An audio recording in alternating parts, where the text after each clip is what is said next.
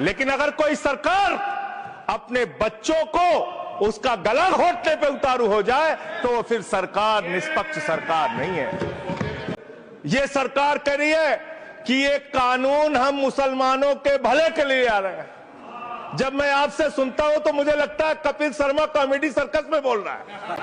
आप मुसलमानों का भला कर रहे हैं, आप मुसलमानों का भला कर रहे हैं। दोनों सदन में एक भी सदस्य, दोनों सदन में सिर्फ एक सदस्य गुलाम अली को छोड़ के एक भी सदस्य आपका मुसलमान नहीं है। आप मुसलमानों का भला कर रहे हैं। आप तो वो लोग हैं जिन्होंने प्रभु श्री राम के मंदिर में भी घोटाला किया। मान्यवर, प्रभु श्री राम के मंदिर के जमीन में घोटाला किया। मैं कागज दूंगा सर, मैं कागज दूंगा। बंद कर दिया मैंने। ये लोग राम मंदिर में घोटाला करने वाले लोग हैं, राम मंदिर की जमीन का चंदा खाने वाले लोग हैं सर ये लोग। मान्यवर, मान्यवर, अरे प्रभु श्री राम के नाम का पैसा खाते हो तुम लोग। अरे बैठ जाओ, राम मंदिर का पैसा खाते हो। अरे राम मंदिर में घोटाला करते हो, बैठो। अरे राम मंदिर का चंदा खाते हो। अरे चंदा चोरो बैठो, चंदा चोरो बैठो, चंदा चोरो बैठो, बैठो चंदा चोरो, चंदा चोरो बैठ जाओ। चंदा चोरो तुम लोग चंदा चोरो, चंदा चोरो तुम लोग, चंदा चोरो, चंदा चोरो, चंदा चोरो बैठो। एक मिनट को प्लीज, चंदा चोरो बैठो। सभापति महोदय, Shri Gajendra Singh ji. Sir I am not yielding sir, I am not yielding. सदस्य ने चंदा चोरी किया इन्होंने, राम का पैसा खाया, करने वाले प्रभु श्री राम का पैसा खाया सर इन्होंने। राम मंदिर का विषय, राम मंदिर में चंदा चोरी किया इन्होंने। बैठ जाए, चंदा चोर है सर ये लोग। इन्होंने प्रभु श्री राम का चंदा खाया, कृपया बैठ जाए। चंदा चोरी किया सर। कृपया बैठ जाए। राम मंदिर के संबंध में सर, सर राम मंदिर के संबंध में कहे गए सभी शब्दों को मैं कार्रवाई से निकाल रहा हूं, कार्रवाई से निकाल दिए। 2 करोड़ समाज में छुआछूत को, बीमारी को मिटाने के लिए चलिए उठाते हैं कदम। और अगले सत्र में एक बिल लेके आइए, जितने भी हिंदुओं की कमेटियां हैं, ट्रस्ट है, बोर्ड है, उन सारे ट्रस्ट और कमेटियों में 80% आरक्षण दलित, आदिवासी और पिछड़े हिंदुओं को दीजिए। मैं समर्थन करूंगा आपका, माला पहनाऊंगा आपको। आप पिछड़ों का भला करने की बात करते हैं, आप दलितों का भला करने की बात करते हैं। आपकी मातृ संस्था आरएसएस 100 साल तक आपने एक भी दलित, पिछड़ा और आदिवासी, एक भी महिला को आज तक आरएसएस का प्रमुख नहीं बनाया। और किसी गलतफहमी में मत रहिए, आपको लोकसभा के चुनाव में मात्र 36% वोट मिला है। इस देश की 64% आबादी आज भी आपके खिलाफ है, आज भी आपके खिलाफ खड़ी है। किसी गलतफहमी में मत रहिए। बड़ी बड़ी सत्ता उखड़ गई और चली गई। मान्यवर, आपने इसमें लिखा बिल के अंदर कि वक्फ कमेटी के अंदर गैर मुसलमान इसका सदस्य बन सकता है। आप क्या गुरुद्वारा कमेटी के अंदर गैर सिख को मेंबर बना सकते हैं? क्या ईसाई कमेटी के अंदर गैर ईसाई को सदस्य बना सकते हैं?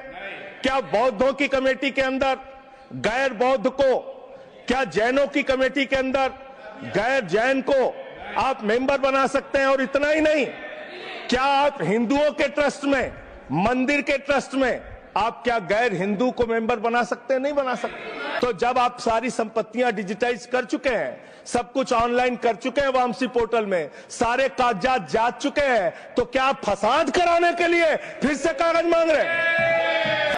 12,000 करोड़ की आमदनी की चिंता है वक्फ की, करोड़ों मुसलमानों की चिंता है आपको। एक अपने दोस्त को पकड़ के लाइए, नीरव मोदी को 20,000 करोड़ वसूलिए, 12,000 करोड़ वक्फ को दीजिए, 8,000 करोड़ अपने पास रखिए। धन्यवाद मान्यवर, आपने एक अत्यंत महत्वपूर्ण बिल पे मुझे अपनी बात कहने का मौका दिया। मैं जैसे उदय प्रताप जी की चंद पंक्तियों से अपनी बात शुरू करूंगा। न मेरा है न तेरा है, ये हिंदुस्तान सबका है, नहीं समझी गई ये बात तो नुकसान सबका है। न तेरा है न मेरा है, ये हिंदुस्तान सबका है, नहीं समझी गई ये बात तो नुकसान सबका है।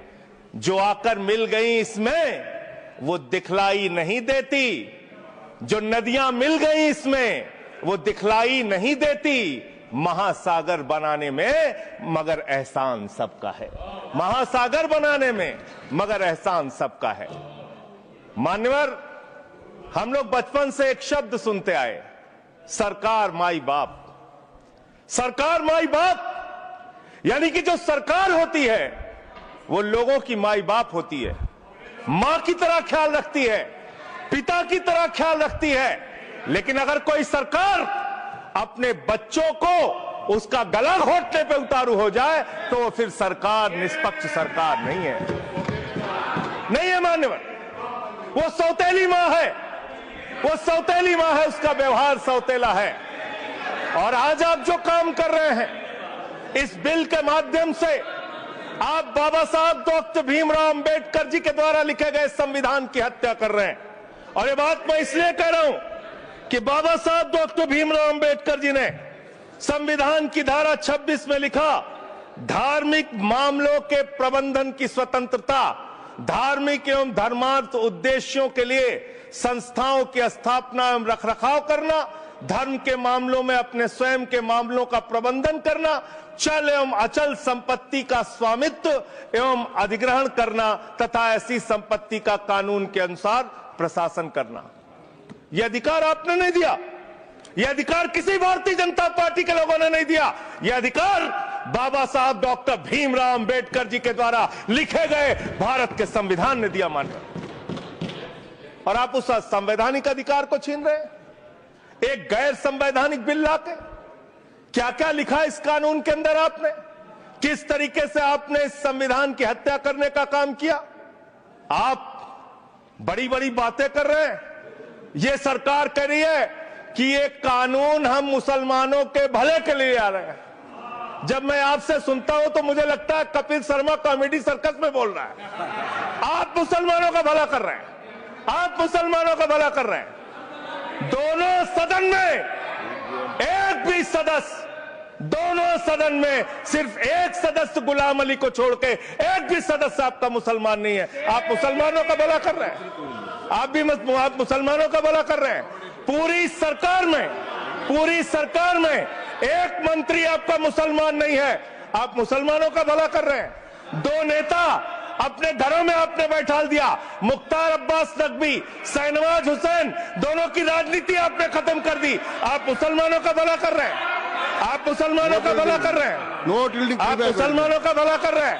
अरे सुनना सीखो, सुनना सीखो पहले। मान्यवर, मैं इनके इस कानून में क्या क्या लिखा हुआ है, क्या क्या कहा है इन्होंने। बैठ जाए कृपया, गुलाम अली जी बैठ जाए। धार्मिक संपत्तियों को यह बिल कब्जा करने की नापाक कोशिश है। इतनी और धार्मिक संपत्तियों को सदन में इतनी कब्जा करने के लिए सदन में इतनी शांति है कि आराम से आप बोलोगे तो आराम से बोल रहा हूं सर। हाँ। आप बैठे हैं तो आपको देख के वैसे ही आराम आ जाता है। आपको देख के मैं वैसे ही आराम में रहता हूं सर। आप जब है आपका संरक्षण है तो आराम से ही बोल रहा हूं। बोलिए। मान्यवर, धार्मिक संपत्तियों को कब्जा करने की एक कोशिश है।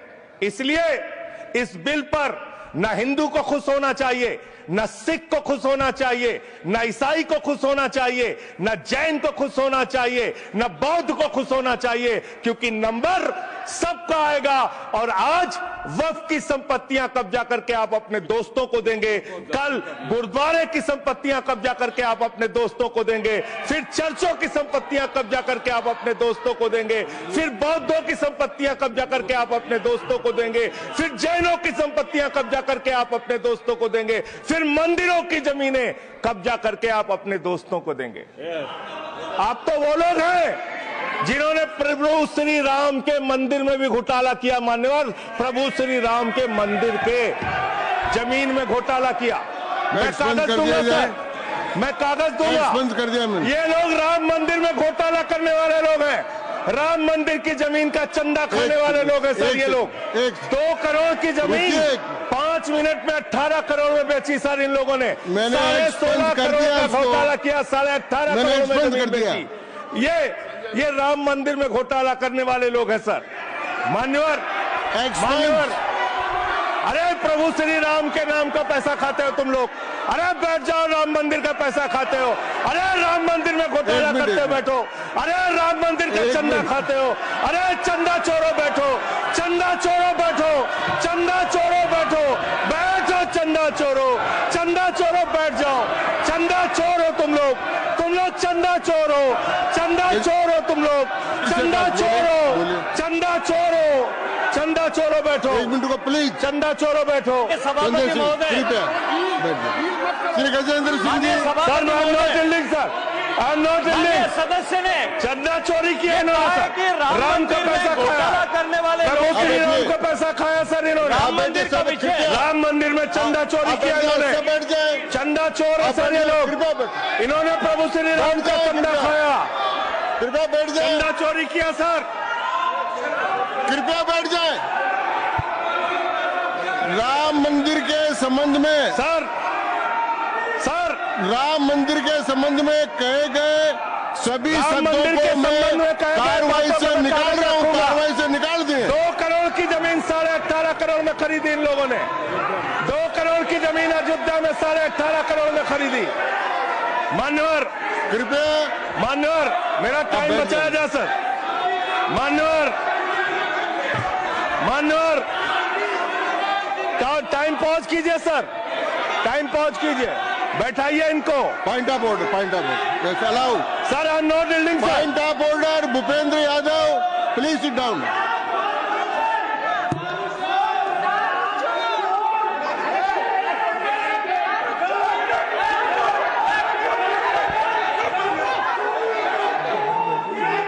भाई पॉइंट ऑफ ऑर्डर मैंने दिया, आप जाइए स्थान पर, कृपया अपने स्थान पर जाएं। मैंने व्यवस्था का प्रश्न उठाने का मौका दिया भूपेंद्र जी यादव को। आप सब लोग अपने स्थान पर जाएं, कृपया अपने स्थान पर चले जाएं, कृपया अपने स्थान पर जाएं, कृपया बैठे। मैंने भूपेंद्र जी, कृपया बैठ जाएं, कृपया। श्री भूपेंद्र यादव सर, मैं पहले Bhupendra ji, yes sir, Bhupendra Yadav sir, Madan ji Rathore कृपया बैठ जाएं सर। ये कृपया, मैंने भूपेंद्र जी यादव को व्यवस्था का प्रश्न उठाने की अनुमति दी है, लेकिन मैं पहले बता दूं कि राम मंदिर के बारे में जो कुछ इनको कहा मैंने उसको एक्सपेंस कर दिया है, वो कार्रवाई का हिस्सा नहीं है। आप बोलिए sir.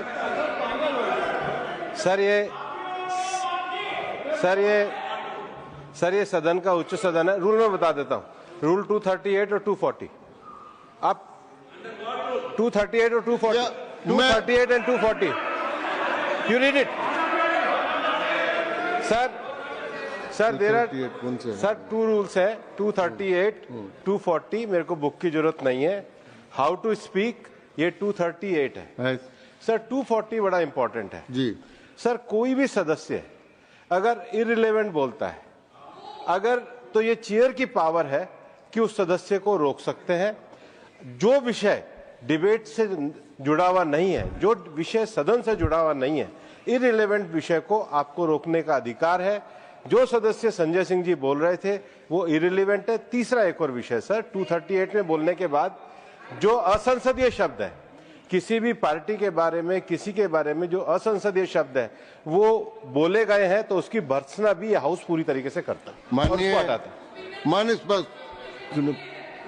Tiruchi Shiva, Sir, I also stand on the. Please I am allowing mister Tiruchi Shiva. I also stand on the same rule, sir. 238 and 240. You didn't quote 238. You remember 240, but 238 you are well versed, I know, but you are not quoted. Nothing refer, only the rule number. Yes, yes. Refer to any matter of fact on which a judicial decision is pending. No. Make a personal charge against a member. No. Please. Oh. What is? Please. Kindly listen. Hello, please. I'm on a point of order. I'm on a point of order. I'm on a point of order. Point of order आपने allow किया। What is that? Point of order आपने allow किया है। Rule 240 बैठ जाए sir, सुन ले एक बार sir, मैं निर्णय मुझे करना, आप तो सुन तो लें। आप बैठे Mr. Vice Chairman, only 240 which is मैंने quoted, दोनों say- 238 Sir, sir. 240 दोनों देख लिए। Please, sir. हाँ। Rule 240 says, the chairman, after having called the attention of the council to the conduct of a member who persists in irrelevance or in tedious repetition, you didn't call, sir. Whether it is irrelevance or repetition has to be decided by the chair. So, the chairman, आप सुनो ना भाई, please hello, please. I am speaking to the chair. Please तो I am speaking to the chair. इधर देखिए ना। Sir, it is we leave it to your discretion and Yes. decision, sir. Yes. And not it is repetition or irrelevance can be decided by any other member, sir. Only you, sir. Okay, thank you. मैंने श्री भूपेंद्र जी यादव ने 240 में ये और है कि अगर कोई दूसरा सदस्य भी किसी सदस्य के इरिलेवेंट डिबेट को सपोर्ट करता है तो उसको भी डिबार करना चाहिए, आपको शिवा को भी करना चाहिए। अब एक सेकंड, मेरी व्यवस्था यह है कि 238 240 के अंतर्गत मैंने ऑलरेडी जो असंसदीय शब्द थे वो और राम मंदिर के बारे में, क्योंकि ये विधेयक की परव्यू में नहीं आता है, इसलिए मैंने राम मंदिर के बारे में इनके लगाए गए इलेक्शन और असंसदीय शब्दों को कार्रवाई से निकाल दिया। धन्यवाद। मान्यवर, आपने कहा कि इससे आप पिछड़े मुसलमानों का भला करने जा रहे हैं। सुनने में बहुत अच्छा लगता है कि आप पिछड़े मुसलमानों का भला करने जा रहे हैं। आपने इसमें कहा कि आप महिलाओं का भला करने जा रहे हैं। सुनने में बहुत अच्छा लगता है कि आप महिलाओं का भला करने जा रहे हैं, लेकिन ये सरकार, और यहां पे इस समय मंत्री जी नहीं है, मैं उनसे पूछना चाहता हूं, आप देश को और सदन को गलत जानकारी क्यों दे रहे हैं? मानवर, 2013 के वक्फ बिल में जो भारतीय जनता पार्टी की सहमति और सहयोग से पास हुआ, उसमें भी महिलाओं के लिए आरक्षण था। मना कर दीजिए कि नहीं था, मना करिए कि हम गलत बोल रहे हैं। मानवर, मंत्री जी ने कहा 1 करोड़ सुझाव आया। मैं आपसे पूछना चाहता हूं, कितने करोड़ ईमेल आए, कितने करोड़ पत्र आए, कितने करोड़ सुझाव आए? पूरे देश को जानकारी दीजिए, और मैं आपको दावे के साथ कह सकता हूं, जब पूरा सच सामने आएगा तो देश को पता चलेगा कितने लोग इस बिल के विरोध में थे, कितने लोग इस बिल के समर्थन में थे। मैं जेपीसी का सदस्य था मानवर, मैं कह रहा हूं आपसे लाइए। और आप पिछड़े मुसलमानों का भला करना चाहते हैं? मैं आपसे हाथ जोड़कर निवेदन करता हूं, विनती करता हूं, और हमारे जो मित्र उधर भी हैं, अगर आप मेरी बात से सहमत हैं तो समर्थन करना। समाज में छुआछूत को, बीमारी को मिटाने के लिए चलिए उठाते हैं कदम, और अगले सत्र में एक बिल लेके आइए। जितने भी हिंदुओं की कमेटियां हैं, ट्रस्ट है, बोर्ड है, उन सारे ट्रस्ट और कमेटियों में 80% आरक्षण दलित, आदिवासी और पिछड़े हिंदुओं को दीजिए। मैं समर्थन करूंगा आपका, माला पहनाऊंगा आपको। आप पिछड़ों का भला करने की बात करते हैं, आप दलितों का भला करने की बात करते हैं। आपकी मातृ संस्था आरएसएस 100 साल तक आपने एक भी दलित, पिछड़ा और आदिवासी, एक भी महिला को आज तक आरएसएस का प्रमुख नहीं बनाया। आप दलितों और पिछड़ों और आदिवासियों की आरएसएस के बारे में भला करने की बात करते कर हैं। दीजिए। माननीय, इस बिल में क्या लिखा है? आप जो भी बातें इस विधेयक के अलावा बोलेंगे, उन सब को मैं एक्सप्लेन सर, ये करूंगा। क्या उसमें सत्य नहीं है? क्या ये सच नहीं है? सर, मेरा टाइम रोका जाए। और सर, बिल के बारे में बात करते हैं। माननीय मंत्री जी ने कहा, आज आप इस बिल को पास कर रहे हैं, आज आपका सीना चौड़ा हो रहा है, आपको लग रहा है एक धर्म के अधिकार को आप छीन रहे हैं। नहीं, कल को आप सभी धर्मों की धार्मिक संपत्तियां छीन के आप अपने दोस्तों का देने का काम करेंगे। मैं फिर इसको दोहरा रहा हूं और फिर इसको कह रहा हूं कि आप ये करेंगे, धार्मिक संपत्तियों पे कब्जा करने का काम करेंगे। और किसी गलतफहमी में मत रहिए। आपको लोकसभा के चुनाव में मात्र 36% वोट मिला है। इस देश की 64% आबादी आज भी आपके खिलाफ है, आज भी आपके खिलाफ खड़ी है। किसी गलतफहमी में मत रहिए। बड़ी बड़ी सत्ता उखड़ गई और चली गई। मान्यवर, आपने इसमें लिखा बिल के अंदर कि वक्फ कमेटी के अंदर गैर मुसलमान इसका सदस्य बन सकता है। आप क्या गुरुद्वारा कमेटी के अंदर गैर सिख को मेंबर बना सकते हैं? क्या ईसाई कमेटी के अंदर गैर ईसाई को सदस्य बना सकते हैं? क्या बौद्धों की कमेटी के अंदर गैर बौद्ध को, क्या जैनों की कमेटी के अंदर गैर जैन को आप मेंबर बना सकते हैं? और इतना ही नहीं, क्या आप हिंदुओं के ट्रस्ट में, मंदिर के ट्रस्ट में आप क्या गैर हिंदू को मेंबर बना सकते हैं? नहीं बना सकते, नहीं बना सकते। आप एक झूठ फैला रहे हैं देश भर में झूठ फैला रहे हैं। आप कह रहे हैं ये मैं पढ़ रहा हूं राम मंदिर का, सर, राम मंदिर ट्रस्ट। झूठ शब्द असंसदीय है, जो असंसदीय शब्द है उनको निकाल दीजिए। सत्य से परे, सत्य से परे। सर, ये प्रभु श्री राम के मंदिर का ट्रस्ट, मैं इसका समर्थन करता हूं। नहीं, आप सर, मैं इसका समर्थन कर रहा हूं। ये सब्जेक्ट नहीं है सर, समर्थन कर रहा हूं, सुन तो लीजिए। आप कहे नहीं सुनूंगा। डिस्ट्रिक्ट मजिस्ट्रेट प्रोसीडिंग में नहीं आएगा सर, मेरी बात तो बिल्कुल नहीं आएगा सर, मेरी बात सुन लीजिए। घनश्याम जी प्लीज, चेयरमैन साहब, district magistrate of Ayodhya will be ex officio trustee who will be A practicing Hindu. If the DM is not Hindu, then additional district magistrate will be an ex officio member of the trust. हम इसका समर्थन करते हैं sir. Hindu धर्म के trust में हिंदू को member होना चाहिए, आपने लिखा, हम इसका समर्थन करते हैं। लेकिन आप दूसरे धर्मों के ऊपर कह रहे हैं। कल को आप गुरुद्वारा कमेटियों में कहेंगे सिख नहीं, दूसरे धर्म के लोग इसमें आएंगे। कल को आप जैन कमेटियों में घुसड़ेंगे, बौद्धों की कमेटियों में घुसड़ेंगे। ये बात गलत है, ये पूरी तरीके से गलत है। और आज पूरे देश को आप बताइए, मान्यवर, पूरे देश को आप बताइए, 2009 में आपने अपना घोषणा पत्र जारी किया था, मैनिफेस्टो। ये मैनिफेस्टो आपका लेके आया हूं, ये तो आपका डॉक्यूमेंट है, मेरे घर नहीं बना।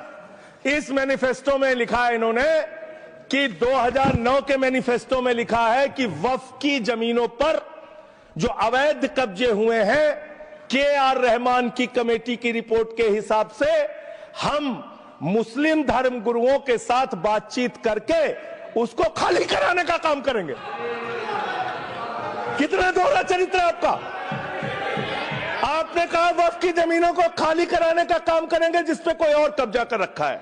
मान्यवर, एक और बात, सुप्रीम कोर्ट के अंदर आप कह रहे हो कागज चाहिए, कागज चाहिए। मंत्री जी ने कहा कागज चाहिए। मंत्री जी, आपको कागज की बहुत जरूरत होती है, कागज आपको चाहिए। आपकी सरकार ने 2020 में, ये पूरे देश को देखना चाहिए, पूरे देश को सर, 2020 में मैं जेपीसी का मेंबर था, एक कागज वहां मिला में 2020 में सुप्रीम कोर्ट में। सर, आप, मेरी बात नहीं आ रही सर, मेरी बात नहीं आ रही। 2020 में मान्यवर, इस भारत की सरकार ने, मोदी जी की सरकार ने शपथ पत्र दिया सुप्रीम कोर्ट में। से क्या लिखा हुआ है? 99% वक्फ की संपत्तियां डिजिटाइज हो चुकी हैं। मुख्तार अब्बास नकवी साहब आपके मंत्री थे, उनका बयान है 100% वक्फ की संपत्तियां डिजिटाइज हो चुकी हैं। तो जब आप सारी संपत्तियां डिजिटाइज कर चुके हैं, सब कुछ ऑनलाइन कर चुके हैं वामसी पोर्टल में, सारे कागजात जांच चुके हैं, तो क्या आप फसाद कराने के लिए फिर से कागज मांग रहे हैं? फसाद कराने के लिए आप फसाद कराने के लिए कागज मांग रहे हैं। आप फसाद कराने वाले हिंदू हैं, हम सौहार्द फैलाने वाले हिंदू हैं। यह बुनियादी फर्क है, यह बुनियादी फर्क है आप में। आप देश भर में फसाद, नफरत, लड़ाई, झगड़ा कराने का काम करते हैं। मान्यवर, मैं अंत में आप लोगों से सिर्फ एक ही बात कहना चाहता हूं कि आज सच्चर कमेटी की रिपोर्ट की बात कही गई और कहा गया 12,000 करोड़ की आमदनी हो सकती थी। एक सुझाव मैं पूरे सदन की तरफ से इस सरकार को देना चाहता हूं। 12,000 करोड़ की आमदनी की चिंता है वक्फ की, करोड़ों मुसलमानों की चिंता है आपको। एक अपने दोस्त को पकड़ के लाइए, नीरव मोदी को 20,000 करोड़ वसूलिए, 12,000 करोड़ वक्फ को दीजिए, 8,000 करोड़ अपने पास रखिए। 8,000 करोड़ का आपको मुनाफा होगा, 12,000 करोड़ वक्फ को दे दीजिए, करोड़ों मुसलमानों का भला हो जाएगा। मान्यवर, अंतिम बात कह के आपने कहा सच्चर कमेटी की रिपोर्ट से 12,000 करोड़ की आमदनी की बात कही गई है। अर्ध सत्य मत बोलिए, पूरा सत्य बोला कीजिए। सुविधाजनक सत्य मत बोलिए, पूरा पूरा सच बोला कीजिए मंत्री जी। इसमें लिखा हुआ है सच्चर कमेटी की रिपोर्ट में कि भारत की सरकार ने, राज्यों की सरकार ने अलग अलग राज्यों में अलग अलग जगहों पे 365 वक्फ की संपत्तियां कब्जा कर रखी हैं। आप उसके बारे में नहीं बताते, आप अर्ध सत्य बोलते हैं। मैं तो जेपीसी का मेंबर रहा हूं, मुझे सब पता है। तो इसलिए मान्यवर, आप फैला रहे हैं झूठ। ट्रिब्यूनल के फैसले, बस खत्म सर, खत्म। असत्य, सत्य से परे मान्यवर, सत्य से परे मान्यवर। ट्रिब्यूनल के लिए आप कह रहे हैं उसको अपील नहीं की जा सकती। हाई कोर्ट का फैसला ट्रिब्यूनल के फैसले के खिलाफ आया है, सुप्रीम कोर्ट का फैसला ट्रिब्यूनल के फैसले के खिलाफ आया है। आपने कहा 5 साल का प्रैक्टिसिंग मुस्लिम होना चाहिए। कैसे प्रैक्टिसिंग मुस्लिम तय करेंगे सर? आप क्या मुसलमानों के घर में सीसीटीवी का कैमरा लगाएंगे? कौन नमाज पढ़ रहा है, कौन नमाज नहीं पढ़ रहा है, कौन मुसलमान है, कौन मुसलमान नहीं है? आपने मान्यवर ऐसे ऐसे प्रावधान इसमें रखे हैं जो बड़े अजीब हैं, जो अपने आप में ये बताते हैं कि आपकी मंशा सिर्फ देश में झगड़ा कराने की है, नफरत फैलाने की है, फसाद कराने की है। आपकी मंशा कहीं भी मुसलमानों का या किसी वर्ग का भला करने की नहीं है। बस एक अंतिम बात कह के अपनी बात समाप्त करूंगा। ये काम आपने देश के अंदर बहुत अच्छा शुरू कर दिया। आप एक काम करते हैं, देखो मुसलमानों को ठीक कर रहा हूं, दूसरी तरफ महंगाई बढ़ रही है, नुकसान हिंदुओं का। 94 लाख करोड़ रुपए शेयर बाजार में डूब रहा है, नुकसान हिंदुओं का। 11 लाख बच्चे स्कूलों से बाहर निकल गए, नुकसान हिंदुओं का।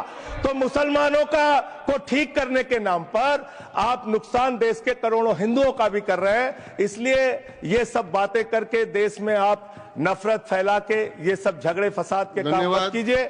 और अंत में आपसे एक ही बात कहना चाहता हूं, अभी भी वो मौका है इस बिल को, जो गैर संवैधानिक है, जो बाबा साहब के संविधान के खिलाफ है, इसको वापस लीजिए। धन्यवाद माननीय।